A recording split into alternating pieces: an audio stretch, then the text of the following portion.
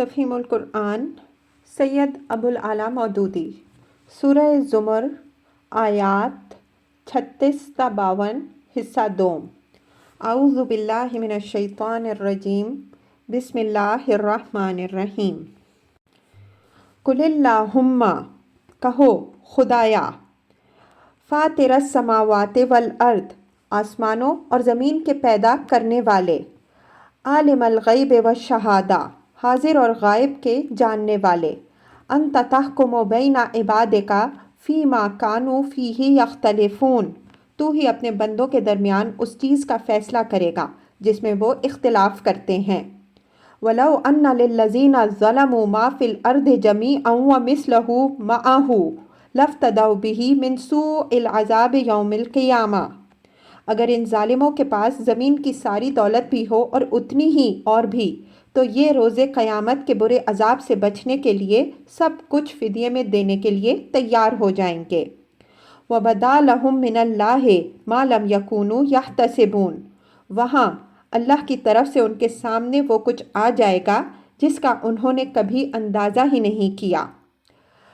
وَبَدَا لَهُمْ سَيِّئَاتُ مَا كَسَبُوا وہاں اپنی کمائی کے سارے برے نتائج ان پہ کھل جائیں گے وَحَاقَ بِهِم مَّا كَانُوا بِهِ يَسْتَهْزِئُونَ اور وہی چیز ان پر مسلط ہو جائے گی جس کا یہ مذاق اڑاتے رہے ہیں فَإِذَا مَسَّ الْإِنسَانَ ضُرٌّ دَعَانَا یہی انسان جب ذرا سی مصیبت اسے چھو جاتی ہے تو ہمیں پکارتا ہے تفسیر یعنی جسے اللہ کے نام سے چڑ ہے اور اکیلے اللہ کا نام سن کر جس کا چہرہ بگڑنے لگتا ہے وہ انسان ثم اذا خولناہ نعمة منا اور جب ہم اسے اپنی طرف سے نعمت دے کر اپھار دیتے ہیں قال انما اوتیتہ علی علم تو کہتا ہے کہ یہ تو مجھے میرے علم کی بنا پر ملی تفسیر اس فقرے کے دو مطلب ہو سکتے ہیں ایک یہ کہ اللہ جانتا ہے کہ میں اس نعمت کا اہل ہوں اسی لیے اس نے مجھے یہ کچھ دیا ورنہ اگر اس کے نزدیک میں ایک برا اور بد عقیدہ اور غلط کار آدمی ہوتا تو مجھے یہ نعمتیں کیوں دیتا دوسرا مطلب یہ بھی ہو سکتا ہے کہ یہ تو مجھے میری قابلیت کی بنا پر ملا بل ہی فتنۃ ولکن اکثرہم لا یعلمون نہیں بلکہ یہ آزمائش ہے مگر ان میں سے اکثر لوگ جانتے نہیں تفسیر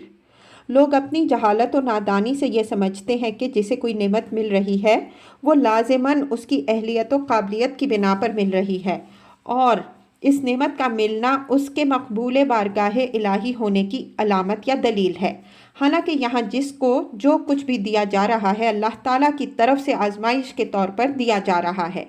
یہ امتحان کا سامان ہے نہ کہ قابلیت کا انعام ورنہ آخر کیا وجہ ہے کہ بہت سے قابل آدمی خستہ حال ہیں اور بہت سے ناقابل آدمی نعمتوں میں کھیل رہے ہیں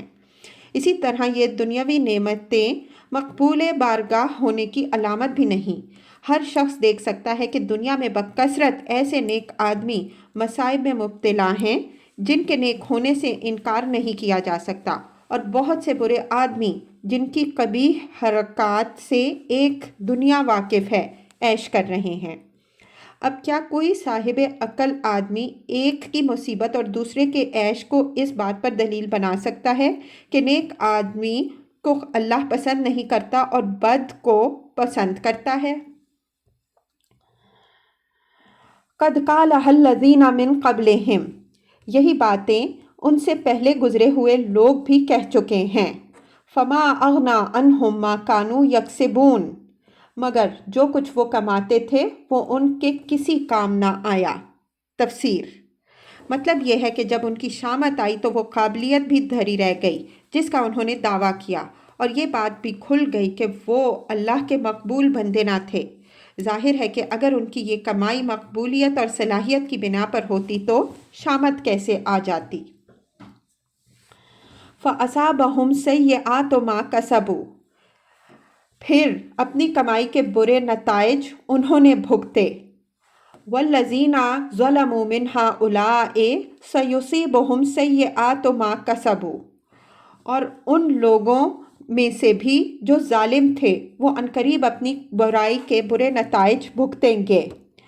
وما ہم بمعجزین، یہ ہمیں عاجز کرنے والے نہیں ہیں۔ اولم یعلموا ان اللہ یبسط الرزق لمن یشاء ویقدر، اور کیا انہیں معلوم نہیں ہے کہ اللہ جس کا چاہتا ہے رزق کشادہ کر دیتا ہے، ویقدر، اور جس کا چاہتا ہے تنگ کر دیتا ہے۔ تفسیر، یعنی رزق کی تنگی و کشادگی اللہ کے ایک دوسرے ہی قانون پر مبنی ہے جس کے مسالے کچھ اور ہیں۔ اس تقسیم رزق کا مدار آدمی کی اہلیت و قابلیت یا اس کے محبوب و مغضوب ہونے پر ہرگز نہیں۔ اس مضمون کی تفصیلات کے لیے ملاحظہ ہو تفہیم القرآن جلد دوم، سورہ توبہ حاشیہ 54 تا 75 89، سورہ یونس حاشیہ 23، سورہ ہود حاشیہ 3 اور 33، سورہ رعد حاشیہ 42 جلد سوم، سورہ کہف حاشیہ 37، سورہ مریم حاشیہ 45، سورہ طٰہٰ حواشی 113 تا 114، سورہ انبیاء حاشیہ 99، سورہ مومنون دباچہ حاشیہ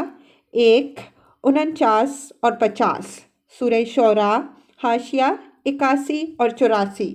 سورہ قصص حواشی 97 98 اور 101، جلد چہارم، سورہ سبا حواشی 54 تا 60۔ ان فی ذلک لآیات لقوم یؤمنون، اس میں نشانیاں ہیں ان لوگوں کے لیے جو ایمان لاتے ہیں۔